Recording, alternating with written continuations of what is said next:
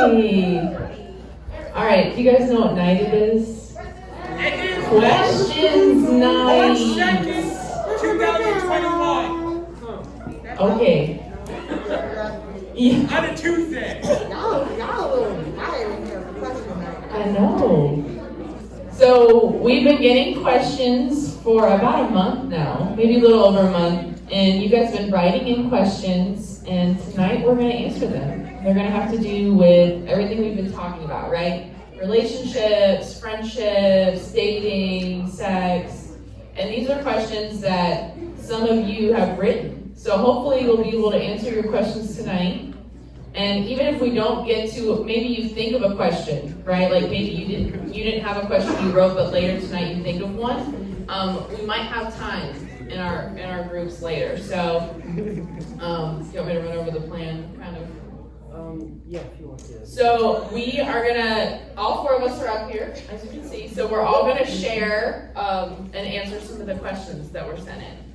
And then after we've done that, we're actually gonna split up and we're gonna do high school group with me and Mr. Michael, and then middle school group with Pastor Josh and Miss Joy. And then we're gonna do some other questions so that we can, we can talk about things a little bit more in detail. Based on you guys' ages and stuff. Right, because it's different for a 6th grader than it is for a 12th grader, right? Maybe. I don't know. I think it might be. So, but we're excited, definitely excited to share. Yeah, so guys, thank you for putting in your questions. And if you have some questions, we will have some time in our break within our breakout rooms to ask those questions. Yeah. The reason why we do this is because I know that in life there's lots of questions that we have about a lot of things. Now, I for one, and all the people up here can also say that we're not going to have every answer to every question that you have. What I like to call, people say Q&A, I like to say question and response. Because not every time do I have the exact answer to give you that. But what we do want to do is we want to open up a conversation. And so this is more of an encouragement as a way of, if you have questions and you're thinking throughout your week, man, I'm really struggling with this, or I have this really tough question about theology, or I really don't really know what I believe in my faith, or anything is up for grabs. You can talk about anything with us. So this is a time for us to be able to share with you some of the questions that you've sent in to us. So you're going to see this in the future. Actually, in the end of April, you'll see this. You'll see the question box come back in. As I talked about, we'll be diving into sexual identity and same-sex attraction and what does that mean, and where do we go with this? And so even in this questions box over the past month, we've gotten a couple of questions about that. So if you put in a question, you might not hear it tonight, but you will hear it in the next month or so. So we haven't forgotten or ignored it or thrown it to the side, but it's saved for when it's the appropriate timing. So with that, we're going to pray and we're going to get into this. I'm really pumped about this. I hope you guys are too. Yeah! Anthony is always lying in. We can always rely on Anthony. So cool. Miss Joy, would you mind praying as we start? Look at that. There it is. I have to make that. You gotta hold down this little fun power button. Select. Power. Yeah, the power button. Yeah, I think it's on. Yep. There it goes. All right, let's pray. Dear Lord, we thank you for this wonderful, wonderful evening. We thank you for bringing us all together safely. We ask that your will be done. We ask that your spirit will speak to us and that ears would be open, that hearts would be open. God, I just ask that you would just remove all distraction and that you would help all of us focus on what it is that you're saying specifically to us, so that we can hear what your purpose is for all of this. In Jesus' name, amen. Awesome. So we've got a couple of questions that we're going to answer as a group, and so we've assigned certain questions to certain people. So for our first question, Miss Joy is gonna answer and respond to it. What does a healthy friendship and relationship look like? So, I just wanted to start with all the different, there's different misconceptions about worldview, and if you've been coming to church or watching online, Pastor Bobby's been talking about worldview and having a biblical worldview. So the first thing I just want to submit to a healthy friendship and relationship would be Proverbs 1:7, and it may not seem like it's relevant, but it is. The fear of the Lord, this is the NIV version, the fear of the Lord is the beginning of knowledge, but fools despise wisdom and instruction. So I just want to start there since we're opening up, and just know that none of us here are perfect, but we all have about this many years on y'all. So just we're not trying to give you just a perfect answer, we're prayerfully giving you the godly answer. So I just want you all to just kind of whoosh to the side mentally, maybe what you think a relationship is, or all the questions that we're going to ask, kind of move that to the side for a second, and just kind of hear maybe what God is really trying to say to you about what his perspective is on this. So a few different points I want to give y'all about healthy friendships and relationships. Number one, the only real way to know what a healthy friendship and relationship looks like is building your relationship with God. And that's not an abstract thing, that's something that we actually can do. So what are some fundamentals of a relationship, right? The way you get to know someone is to, to do what? Hang out. Hang out. To what? What else? When you hang out, do you just sit there and stare at each other? Go bowling, go to the movie. You talk. That freaked me out. Yeah. You just, you talk, you share interests, right? You begin to build that relationship. And that's basically what that means. So when you begin to build a healthy relationship, it shouldn't be anything that imposes, something on you that, number one, you're uncomfortable with. It takes you outside of your personality and makes you, your feelings are indicators. Like I always say, your feelings are flags. They're not decision makers, right? So if you feel as though this person is making you be something that you're not, or you're acting a different way than you typically would, I know some of us have all been there, you get around one group of friends and they're like, oh my gosh, when you're around so-and-so, you act different. Oh, you're getting different. So just know that that is a really good indicator. Know that good relationships are built on trust, they're built on communication, they're built on all these different things. So healthy relationships and friendships, I wanted to point some practical stuff out for y'all to be able to really see. So first of all, you have to have a healthy relationship with God. And I want to submit to this as we open up. If you do not have a relationship with Jesus Christ and you don't know who God is, you should really seek and ask him to show himself to you so that you can build that relationship first. Because if you don't have a relationship with the one who created you, the next step is going to be even more difficult, knowing yourself. So if something breaks, or your car, when you get a car or something that you have breaks, right? Or something say the bottom of your shoe comes off and you bought it from the Nike store, you're like, what happened here? You're gonna go back to where? You take it back to the store if something happened, right? If you get bad food from the store, you're like, oh my goodness, this sucks. I didn't mean to pick this one out. And you go back, right? You have to go back to the source. So in order to know yourself, you have to know who created you.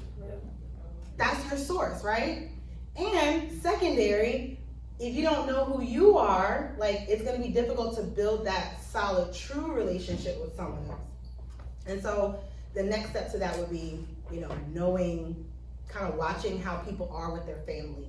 And I know we don't like to talk about how our parents are a good indicator of where you are in your life, because I know all of our parents are very different because they're people too. And the older you get, the more you'll realize that, they're people. They make mistakes.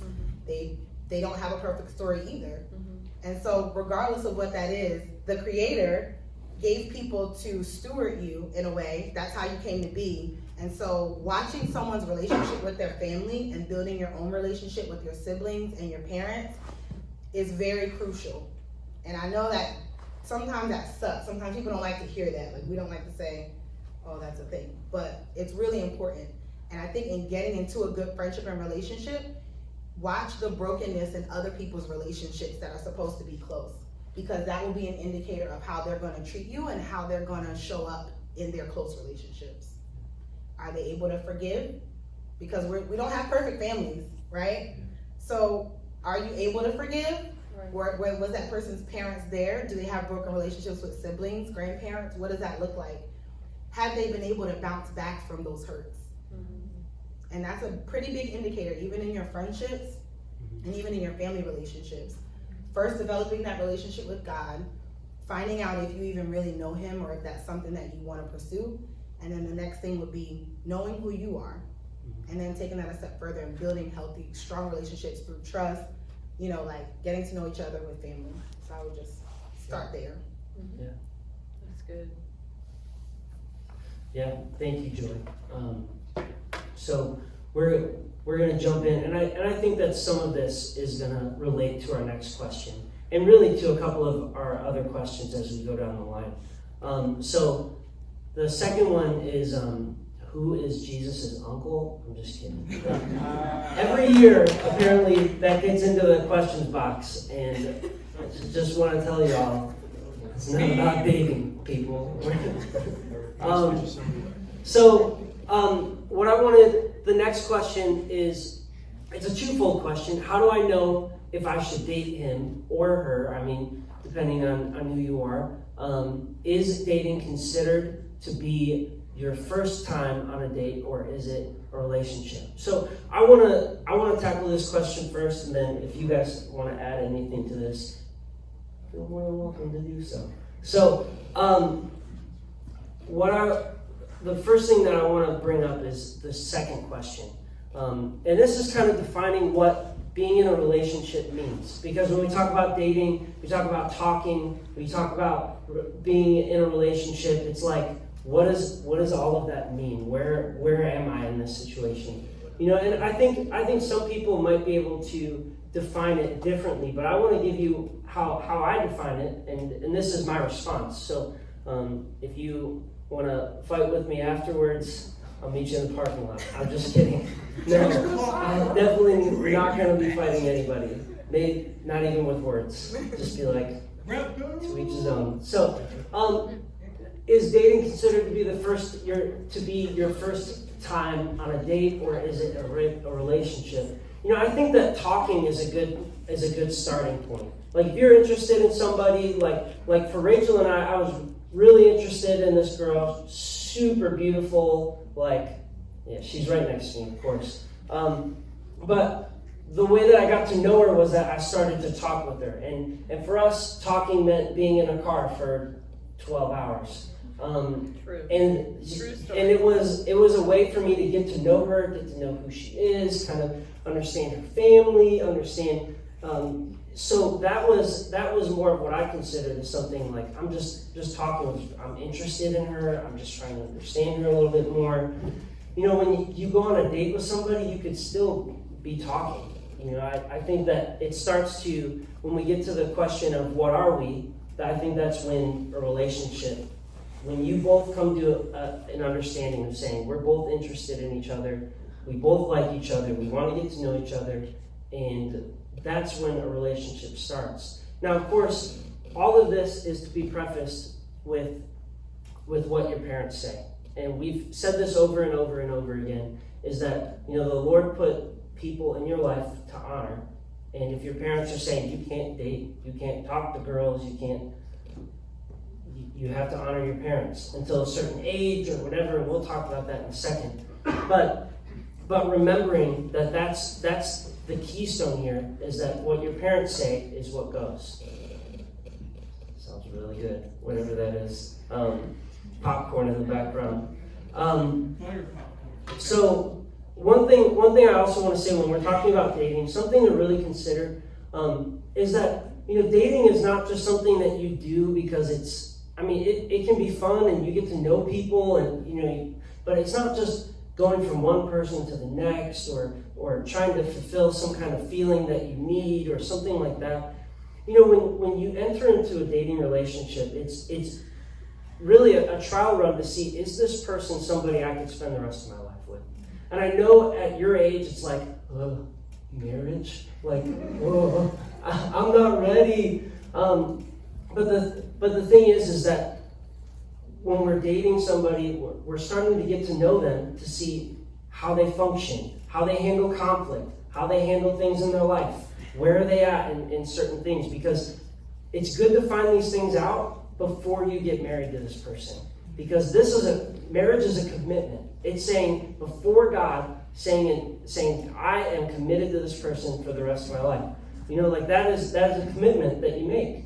And so for us, for you guys, if you're looking into a relationship, think about, you know, can I see this person, somebody that I'm with for the rest of my life? Personal, not testimony, but personal example. I dated a girl for about 2.5 years, and I knew early into the relationship that we probably were not going to get married. And I carried it on for a really long time because I didn't want to hurt her. And what happened? I hurt her worse than I would have if I just cut it off when I knew that this was not the person for me. And so it's important to realize that when you are in a relationship, it's not just you. You're working, you're talking, you are getting to know another person with the same kind of emotions and feelings. So those are things to consider. The second thing, well, really the first thing, how do I know if I should date this person? Do they love Jesus? We talked about this before. What are some red flags? What are some things? How do they talk about their friends and their family behind their back? Yeah. I mean, are you talking to this person and they're like, my mom is an idiot? Like, guys, seriously, it's something to think about. Is that you can talk, like you can be frustrated and stuff, but out of the overflow of your heart, the mouth speaks. Am I right? So for us, it's a good reminder of what are some warning signs? What are some red flags? Are they generally negative? I mean, are they building you up or are they tearing you down? Are they taking you away from your friends? Are you taking them away from their friends? Because it's not just what they're doing to you, but are you ready for a relationship? So these are things to think about. And now, granted, I'm not also trying to just, this is not just doom, condemn. No, but like also things like, what do you like about this person? Do you enjoy their laugh? If they've got a really annoying laugh, then maybe not the right person for you. Smile. For me, the reason why I was like, I want to date Rachel is because the way that she smiled at me just made my heart. Like, I'm just serious. That's and their character. I mean, what is their character like? So these are things to ask yourselves. It's easy to get caught up in emotion and be like, she's just really pretty, and I want to date her because she's pretty. But there's more to that. So, all right, that's my TED Talk. Love it.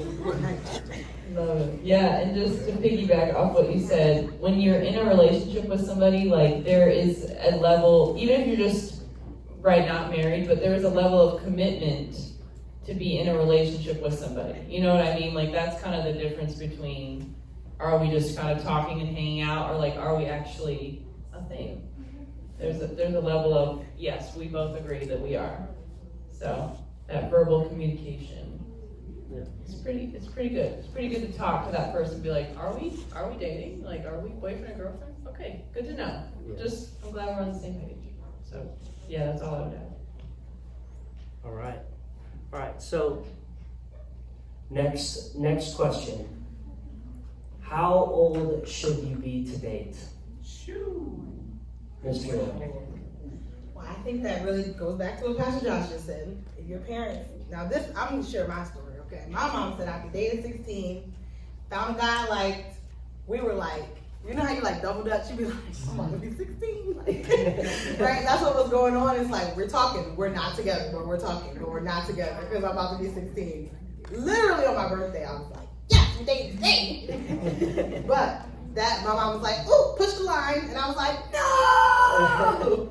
So that kind of stuff happens. Like, your parents don't think sometimes that you're ready to date.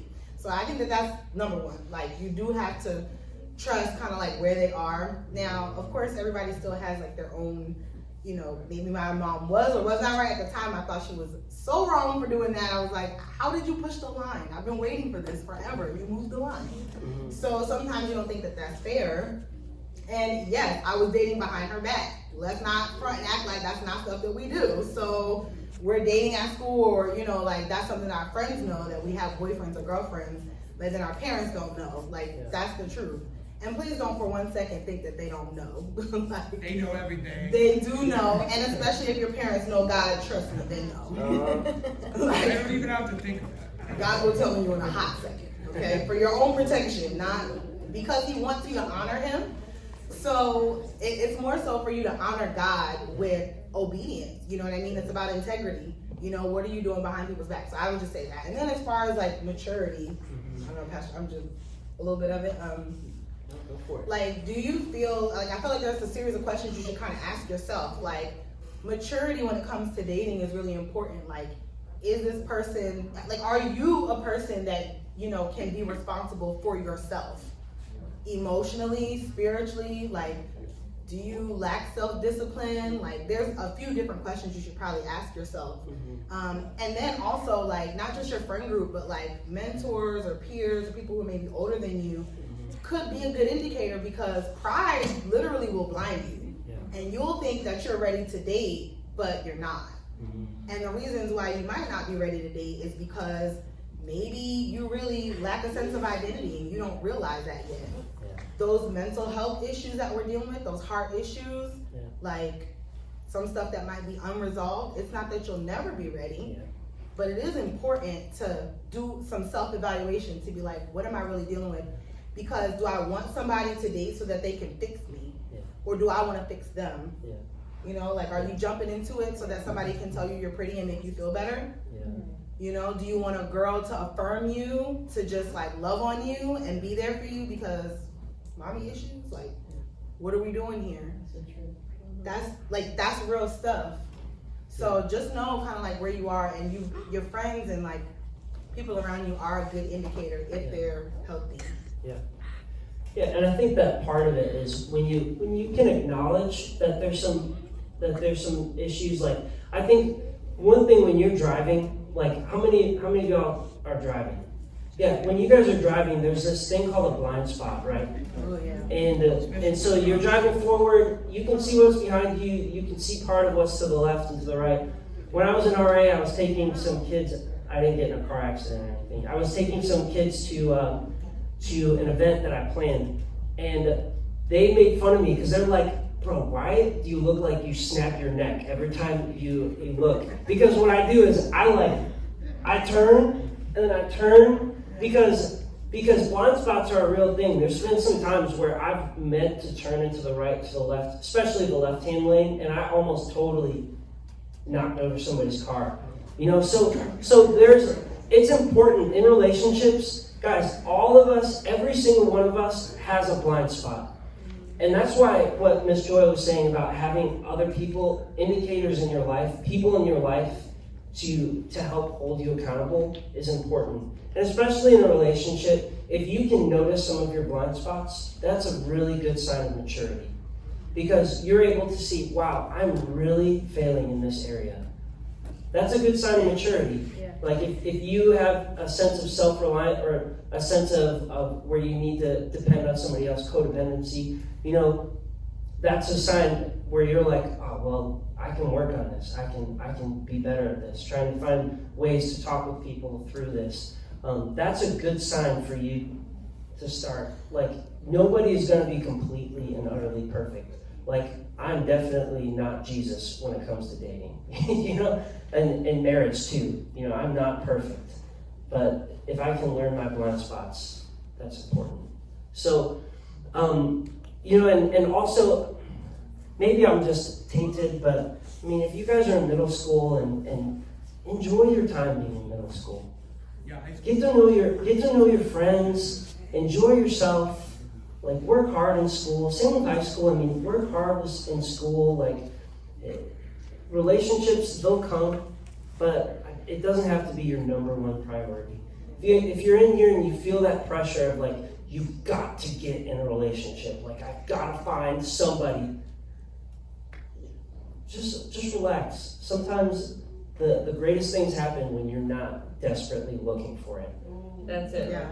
You know, like, I mean, not everything, I can only tell you from personal experience, but I went to college, I broke up with this girl, and then a year later I went to college, and I waited about 3.5 years before I found Rachel.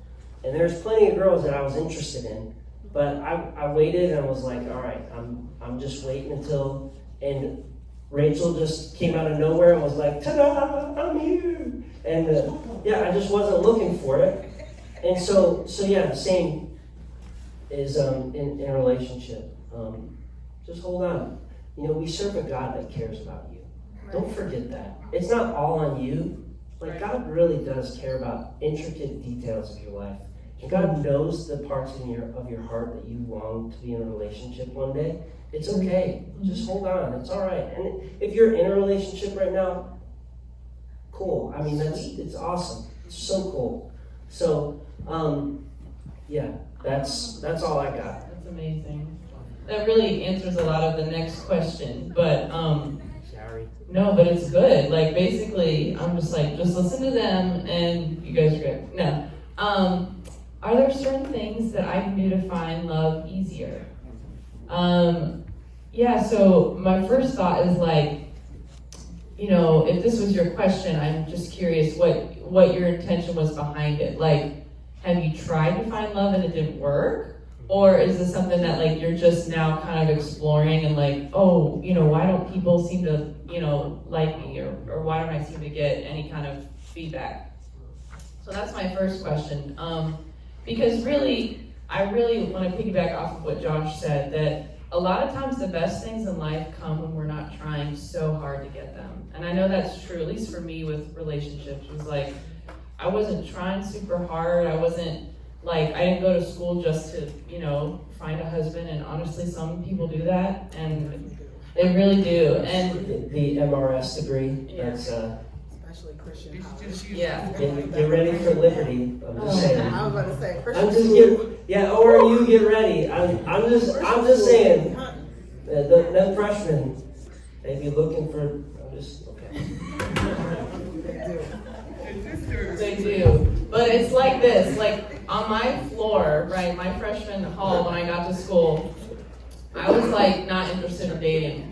But like no joke, like I got engaged before every single one of those girls did. And it just was kind of ironic, but I think that like God just knew who I needed, and he knew when I needed him, and he cared about me, and he cared about me finding the right person. So just know you're not alone in this. You know, you're not alone in finding somebody. Like, God is there to help you. And he's looking out. Like, honestly, guys, like, Josh was talking about this before for him, but, like, I used to say, right, like, I'm growing up this little, like, white girl growing up in Cleveland. I'm like, I want to find, like, a guy who likes the Cleveland Browns like I do.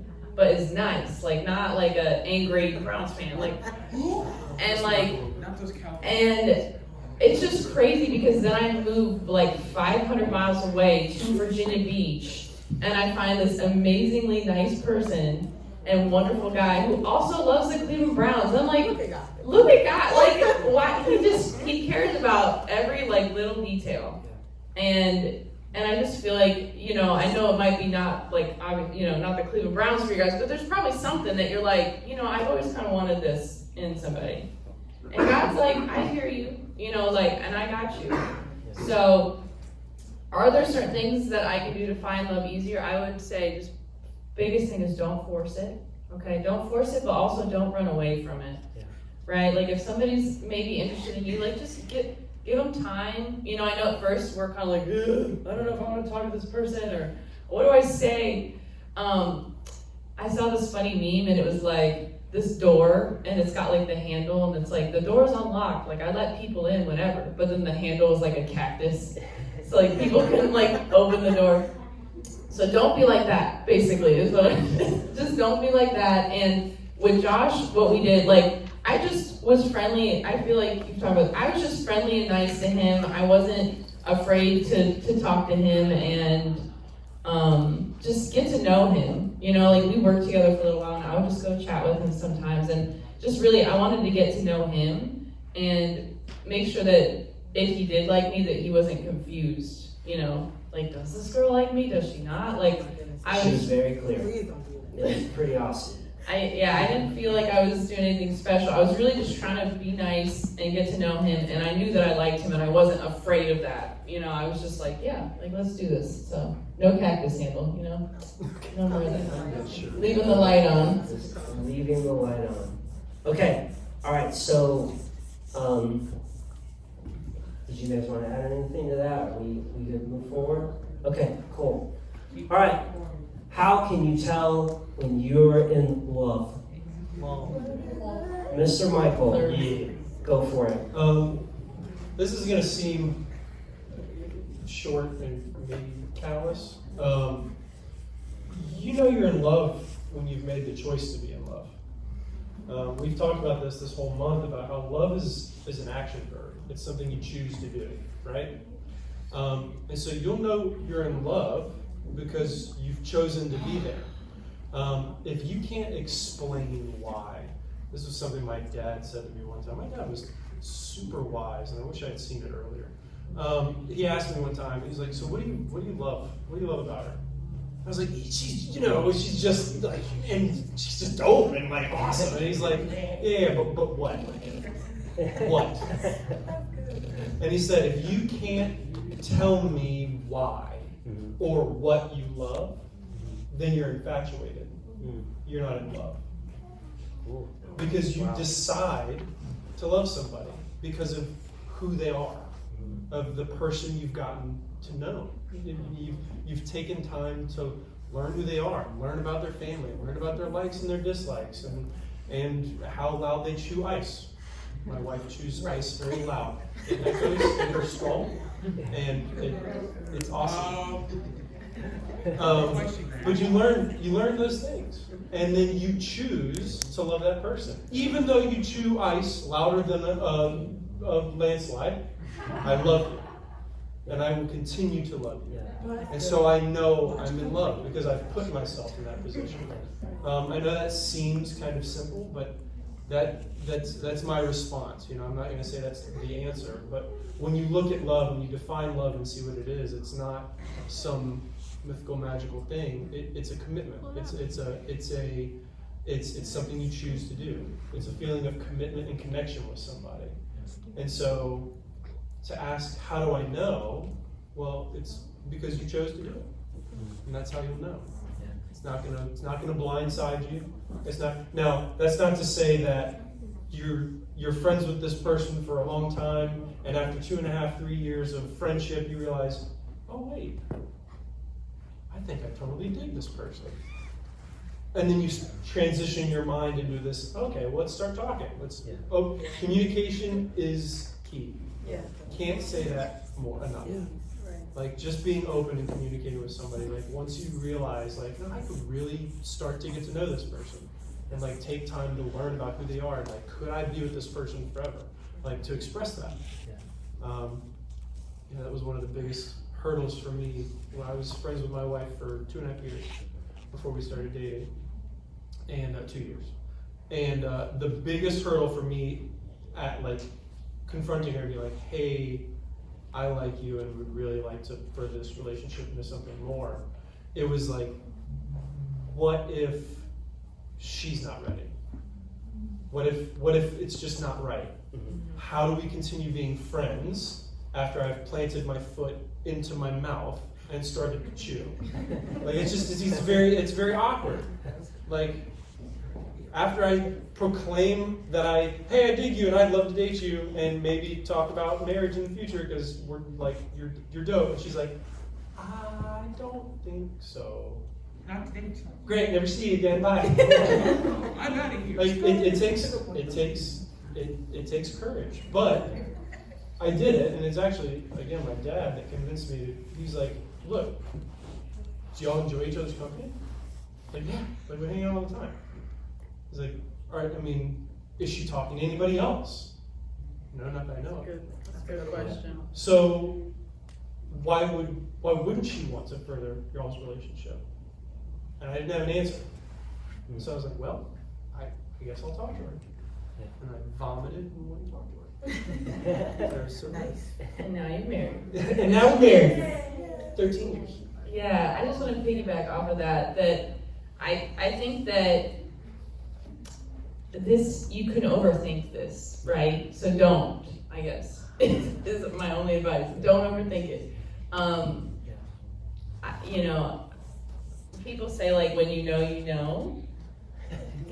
I mean, and this is me, right? But like, as soon as Josh and I were like barely talking, that thing went off in my head. Like my intuition, I don't know if it's a woman's thing, God thing, what, but I was like, we're gonna get married. Like I just knew, and I knew it was crazy to everybody, but I knew, and God knew, and we were just chilling. And then, you know, when I let Josh in, he was like, interesting. But then look, here we are. It all worked out. Interesting was like almost verbatim. I was like, all right.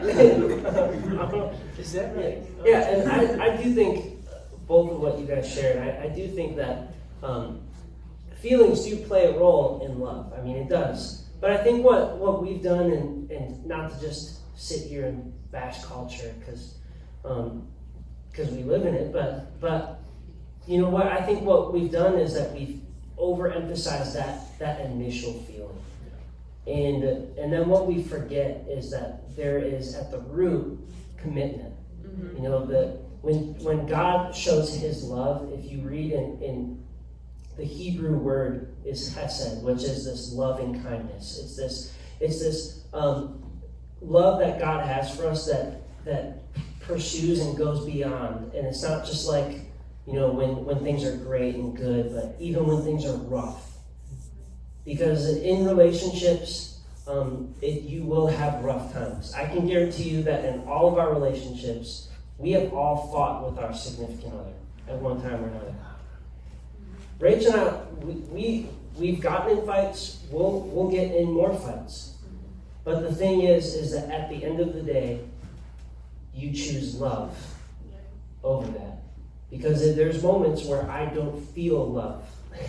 You know, and I'm sure you guys heard this before. But yeah, I don't feel it. But at the root of it is I've chosen, I choose, this is it. And yeah, when we're in dating relationships, you know, it's a taste of love for sure. But you know, when you solidify that through marriage, there's no going back. This is, you know, like this is love. You know. I don't know if you guys have anything else to add. Okay. All right. This is our last question, and then we're gonna go into middle school. We're gonna hang out in the back, and then high school, y'all are gonna chill here. We're gonna flip it up on you guys. What? What? I like it. I was gonna charge my phone while we were out here. I had a whole Ooh. There's a plug right there. Yeah, all This is right. good because Yeah, all right. there's more high schoolers, right? Yeah, So there's- since there's more high schoolers, we're gonna stay in here. Okay, all right, last question. How long does it take to fall in love? I feel like we've kind of talked about this, but Mr. Michael. Let me tell you what I think about this question. Hate's a strong word. I don't like that term, fall in love. I don't like it a lot. You don't fall into love. It doesn't, you don't trip over it and smack you in the head, you're like, oh, well, I guess I'm in love now. Oh, okay. No. We've already talked about that in the question before. Love is a commitment. You choose it. And me and the high school boys have talked about this in our small group. There's 7 billion people on this planet. Odds are is about 1 million of them link up with you in every way. Personality, religion, core beliefs, family values, what you want to do with your life, all of that. Right? 7 billion people on the planet. Odds are is that more than one of them is a good match for you. Mm-hmm. And you choose which one of those you're going to be with forever. Yeah. Yeah. You don't fall into it. You don't walk down the road and be like, oh, look, there they are. There they are. That's not the way it works. It can seem that way. I know that's what it felt like for me when I moved to a new school and I was searching for a relationship hard. I wanted a relationship bad. I had some identity issues, and then I sort of figured it out. I didn't fix it, but I figured out. I became aware of some of my blind spots. I ended up moving schools, and when I moved schools, I sort of was like, you know what? I'm done with that. Like, I need to get through high school. I need to get into college. I'm trying to be an Olympic swimmer. Like, I'm like, all right, I'm done with trying. Like, when it happens, it'll happen, whatever. First day of second bell, Amber walked in the door. And I was like, hi, you're pretty. And that was kind of it. And then she was the captain of the cross country team that I went and tried out for, and I was like, hello. But she was older than me, and I was the shy, new, nerdy kid. And so I didn't talk to her until we were on our way to a cross country meet, and she said something about Star Wars. And I was like, what? And so we became friends over Star Wars. And we were, like I said, we were best friends for a long time. So it can seem like I fell into that I fell into that friendship. That friendship came out of nowhere. How was I supposed to know that the pretty girl that walked into my class would find out whose class it is? It was my class. I was there first. That happened sort of on accident. You know what I mean? Or God ordained it. I like to think God's plan. Yeah. God's plan. Come on. But I didn't fall into love in that moment. I chose to love her 4 years later, when we were in the middle of a long distance relationship, and I had some interested parties at school, and she was away, and I could have been a not great boyfriend. And I decided, no, I love Amber. I'm gonna choose her over this easy attention, over this easy self-gratification or whatever. And then that's when our relationships were changed. But yeah, I don't like that term fall in love, because it makes it seem like an accident, and love isn't an accident. It happens on purpose because you choose it. After time and now that being said, how long does it take? It takes as long as it takes to be in love. How long does it take to be best friends with somebody? There's a movie where it's really funny. Did we just become best friends? Yup. Like, it can happen in a second, but it takes time. You have to get to know somebody. You have to learn their likes, their dislikes. How are they compatible with your likes and dislikes? Amber and I bonded over Star Wars. It was a huge like. And stuff like that. Does that make sense? And it takes as long as it's going to take for you to figure who that person is and who you are. Which goes back to maturity. You know, as you go into a relationship, seeking to learn who that person is, and seeking to see, can I choose to love this person? You have to know who you are to choose to love that person. If you're, a tornado of self-doubt and self-loathing and et cetera, how can you choose to be in that relationship? It's tough.